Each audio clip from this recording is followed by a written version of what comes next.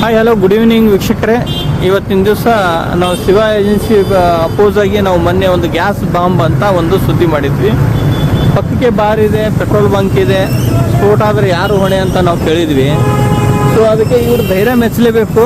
ಇದು ನೋಡಿ ವೀಕ್ಷಕರೇ, HP petrol bunk, Kallur HP Bharat Petroleum ಅಂತ ಪೆಟ್ರೋಲ್ ಬಂಕಲ್ಲಿ ಇವರು ಸಿಲಿಂಡರ್ ತಂದು ಹಚ್ತಾ ಇದ್ದಾರೆ. ಇವ್ರ ಧೈರ್ಯಕ್ಕೆ ಮೆಚ್ಚಲೇಬೇಕು. ಸೊ ಸೂಪರ್ ಅಲ್ಲ, ಅಧಿಕಾರಿಗಳು ಎಷ್ಟೊಂದು ಗಡದ ನಿದ್ರೆಯಲ್ಲಿ ಮಲಗಿದ್ದಾರೆ ಅಂತ ತಕ್ಷಣ ನಾವು ನೋಡ್ಬೋದು ರೀ ವೀಕ್ಷಕರೇ.